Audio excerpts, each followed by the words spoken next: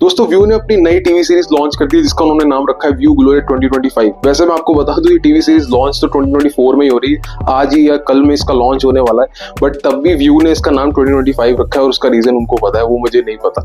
बड़ा वियर्ड नाम रखा है, पर चलिए हमें नाम से क्या, हमें तो पिक्चर एंड साउंड क्वालिटी से मतलब होना चाहिए और हमें इस चीज से मतलब होना चाहिए कि जो 2022 में इनका व्यू ग्लोरेट मॉडल आया था क्या उससे ये एक अपग्रेड है या एक डाउनग्रेड है। इस वीडियो में आज हम उसी के बारे में बात करेंगे और डिटेल में जानेंगे कि क्या ये टीवी आपको ऑफर करता है और क्या आपको ये लेना चाहिए या नहीं लेना चाहिए। दोस्तों मेरा नाम है सागर, आप देख रहे हैं मेरा YouTube channel your tech buddy. Let's get started.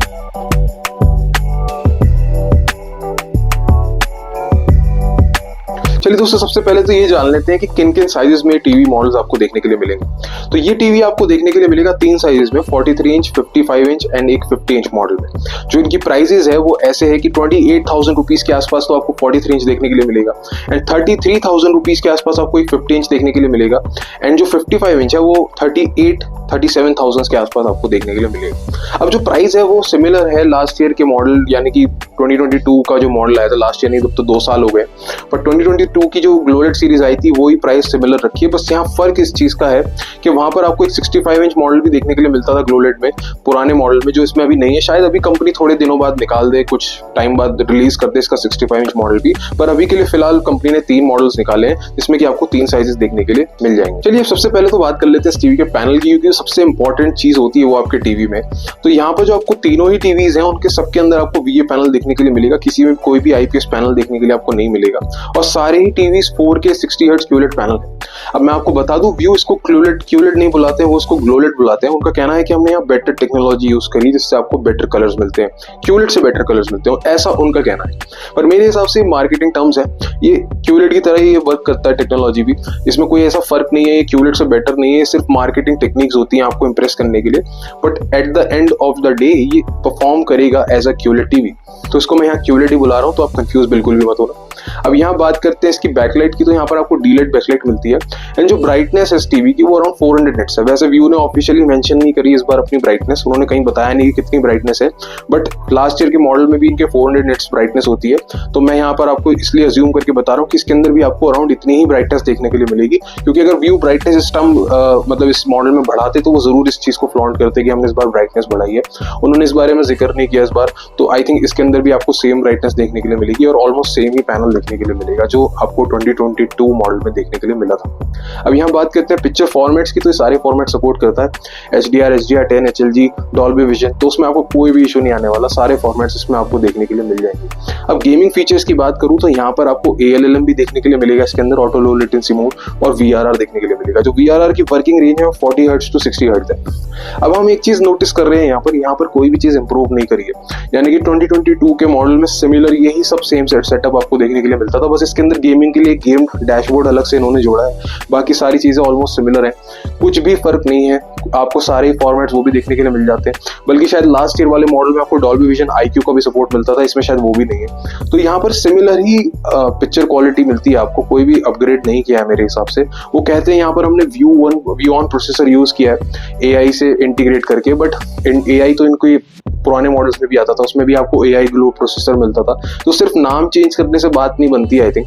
तो सेम ही ऑलमोस्ट आपको पिक्चर क्वालिटी देखने के लिए मिलेगी। वो चलिए अब मैं बात कर लेता हूँ टीवी साउंड की, और यहाँ पर ये ना बड़ा डाउनग्रेड है। मैं सिंपली बोलूंगा, ऑनेस्ट रहूंगा आपके साथ, क्योंकि मेरे हिसाब से डाउनग्रेड है और ये करना ही नहीं चाहिए था। व्यू 2022 में जब इन्होंने लॉन्च की थी ग्लोलेट सीरीज अपनी, तो उसका जो मेन हाईलाइट था वो यही था कि उसके अंदर आपको 104 वॉट्स की साउंड मिलती थी, उसके साथ एक सबवूफर दिया गया था वहां पर आपको। बहुत रेयर टीवी था वो, क्योंकि उस प्राइस में कोई भी टीवी अवेलेबल नहीं था उस टाइम पे जो सबवूफर देता हो और आपको इतनी अच्छी साउंड क्वालिटी देता हो। यानी कि अगर आप उस टाइम वो टीवी खरीदते, अराउंड 38,000 रुपीज का शायद रिलीज करा था उन्होंने, जहां तक मुझे ध्यान है, तो वहां पर आपको साउंड बार लेने की जरूरत ही नहीं पड़ती थी उस टीवी में। एंड मैं सेम चीज इस टीवी के साथ बिल्कुल नहीं कह सकता, क्योंकि यहाँ पर आपको सिर्फ 24 वॉट्स की साउंड मिलती है, यहाँ पर कोई भी सबवूफर नहीं है। ये चीज आपको ध्यान रखनी है, ये डाउनग्रेड है मेरे हिसाब से, एक मेजर डाउनग्रेड है, क्योंकि ये पॉइंट होता था हमेशा मेरे पास। मैं इस टीवी को रिकमेंड इसलिए करता था कि एक बहुत ही अच्छा कॉम्बिनेशन होता था कि यार यहाँ पर आपको मिलती है एक अच्छी पिक्चर क्वालिटी और उसी के साथ ही एक बहुत ही बढ़िया ऑडियो क्वालिटी, और आपको साउंड बार लेने की जरूरत नहीं पड़ती इनिशियली। पर इस टीवी के साथ मैं ये नहीं कह पाऊंगा। पिक्चर क्वालिटी बेशक इसकी सिमिलर है उससे, पर ऑडियो क्वालिटी में this is a clear downgrade, और ये चीज मुझे बिल्कुल समझ नहीं आई व्यू ने ऐसा क्यों किया है। आई मीन अगर आपको, मेरे को इस टीवी का कोई पॉइंट नहीं लगा है ऑनेस्टली स्पीकिंग, कि अगर ये नहीं भी इस टीवी को निकालते, अभी 2022 मॉडल भी इनका अच्छा खासा, मैं रिकमेंड अभी भी उस मॉडल को रिकमेंड करता हूँ कि वो बहुत वैल्यू वो बनी है, क्योंकि उसके अंदर जो आपको वैल्यू मिल रही है ना, वो टीवी तो मतलब है ही नहीं इसके अंदर। उसी के साथ यहाँ पर इन्होंने ऑडियो में सबवूफर तो हटाया ही है, साथ ही साथ यहाँ पर आपको डॉल्बी एटमॉस का सपोर्ट भी नहीं मिलेगा in terms of decoding TV speakers में। वैसे वो इतनी बड़ी चीज नहीं है, क्योंकि टीवी स्पीकर्स में वैसे भी डॉल्बी एटमॉस का इफेक्ट आपको फील नहीं होता है, वो सिर्फ नाम के लिए होते हैं डॉल्बी एटमॉस। बट फिर भी एक ऑडियो फॉर्मेट का मिस यानी कि हटाना यहाँ पर मेरे हिसाब से तो एक कौन ही है, कोई प्रो में तो गिना नहीं जाएगा इस चीज को, क्योंकि एक एडिशनल ऑडियो फॉर्मेट आपके टीवी में अगर सपोर्टेड है तो वो ऑलवेज अ प्रो है। बट यहाँ पे वो भी आपको मिसिंग मिलेगा। यहाँ पर DTS:X वगैरह तो आपको मिल जाएगा, डॉल्बी डिजिटल प्लस वो सब है, बट यहाँ डॉल्बी एटमॉस की डिकोडिंग इस बार हटा दी गई है। पर इसके अंदर आपको एक EARC पोर्ट दिया गया है हमेशा की तरह, जिससे आप अपग्रेड कर सकते हो अपनी ऑडियो को, और इसके अंदर एक Dolby Atmos enabled home theatre easily connect कर सकते हो, उसमें कोई इशू नहीं आएगा। But still this is a major downgrade in my opinion, view को करना ही नहीं था ऐसा। अब यहाँ बात कर लेते हैं ऑपरेटिंग सिस्टम की। तो देखो इस टीवी में जो ऑपरेटिंग सिस्टम आपको देखने के लिए मिलेगा ना, वो Android 12 पे बेस्ड है, यानी कि Google TV UI आपको इसके अंदर देखने के लिए मिलती है। अब जो Google TV UI है ना, ठीक है, मैं बोलता हूँ, मैं हमेशा इस टीवी के लिए नहीं, मैं हर टीवी मॉडल के लिए कंपनीज को बोल रहा हूँ कि भाई अब 3 GB रैम देना शुरू कर दो, क्योंकि हैवी ऑपरेटिंग सिस्टम है कुछ टाइम, बट डेफिनेटली स्लो हो जाता है Google TVs। एंड मेरे घर में भी पर्सनली इतने सारे Android TVs हैं, शुरू में बहुत बढ़िया चले थे, लेकिन लॉन्ग रन में वो धीरे धीरे स्लो हो जाते हैं, और ये बात मेरी आजमाई भी और हमेशा होते हैं, कोई सा भी इसमें Google TVs देता, तो मैं बोल रहा हूँ कि एटलीस्ट 3 GB रैम तो दो कि वो लॉन्ग रन में इतना स्लो ना हो। तो इसमें भी आपको वही 2 GB RAM and 16 GB internal memory मिलती है, मतलब कोई अपग्रेड नहीं लग रहा है मेरे को सही में। मैंने इसलिए अभी आपको बोला था कि मेरे को कोई पॉइंट नहीं लग रहा है कि मैं इस टीवी को रिकमेंड करूँ। अब यहाँ अगर गेमिंग भी अगर किसी को करनी है तो बेटर टीवीज अवेलेबल है इस प्राइस पॉइंट पे। आई थिंक हाइसेंस E68N आपको मिलता है, वहां पर आपको DLG 120 FPS भी देखने के लिए मिलता है, इसके अंदर वो भी नहीं मिलेगा।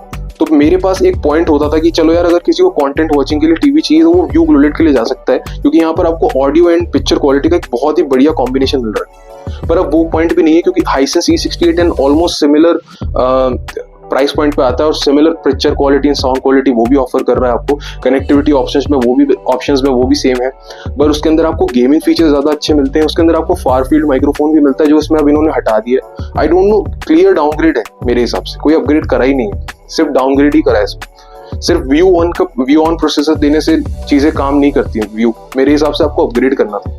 और मैं पर्सनली मैं बता रहा हूँ, मैं व्यू को बहुत ज्यादा पसंद करता हूँ एज अ ब्रांड, क्योंकि मैं इनको पिक्सल लाइट, जब इनकी पिक्सल लाइट सीरीज आई थी 3-4 साल पहले, तब से मैं इनको फॉलो कर रहा हूँ। पर्सनली मेरा बहुत फेवरेट ब्रांड था एक टाइम पे, कि व्यू इतने अच्छे मॉडल्स निकाल रहा है। बट इस साल थोड़ा सा मैं डिसअपॉइंटेड हूँ इस मॉडल से पर्टिकुलरली।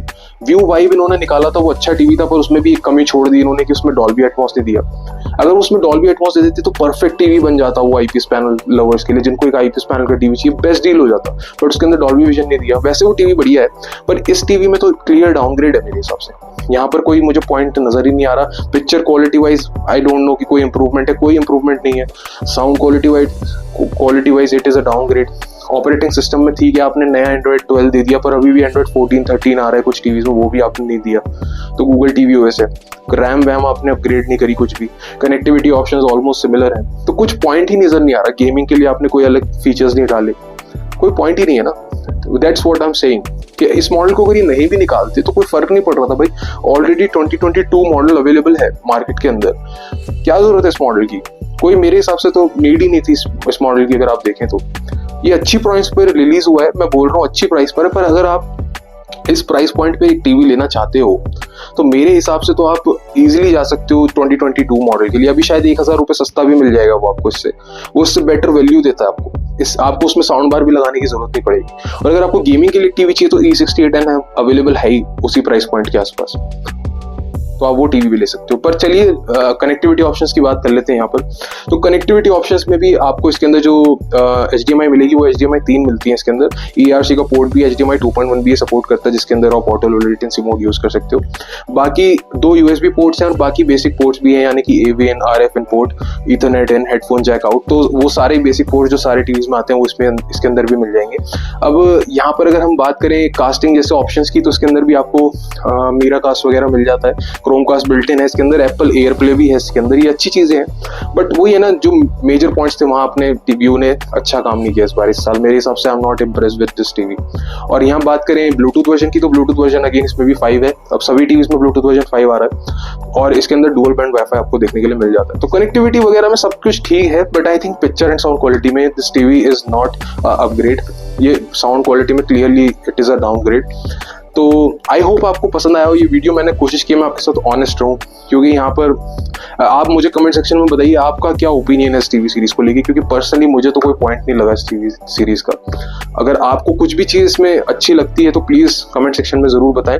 और मुझे व्यू से कोई प्रॉब्लम नहीं है यार, मैं व्यू को पर्सनली मैं मल्टीपल, आप मेरी वीडियोस देख लो, उसमें मैं खुद बोलता हूँ कि आप व्यू मास्टरपीस लो, ये लो, कितने अच्छे अच्छे मॉडल्स हैं। मैंने पर्सनली व्यू के इतने मॉडल्स रिकमेंड किए अपनी वीडियो में, बट इसी मॉडल से सिर्फ मेरे को एक तकलीफ हुई है कि मैंने कहा यार, मैं एक्सपेक्ट कर रहा था कि अपग्रेड्स होंगे, क्योंकि व्यू ग्लोडल 2022 इतना बढ़िया टीवी था। मैं सोच रहा था अगर उसमें स्लाइट अपग्रेड्स भी मिल जाए हमको, नया मॉडल आ जाए, तो मैं इजीली रिकमेंड कर सकता हूँ किसी को भी कि यार इतना बढ़िया टीवी सबवूफर के साथ आता है, कोई पूरी वैल्यू देता है आपको कंटेंट वॉचिंग के लिए। But I don't think so कि मैं रिकमेंड भी करूंगा इस टीवी को। चलिए अब आपसे मिलते हैं नेक्स्ट वीडियो में, और तब तक के लिए take care and good bye.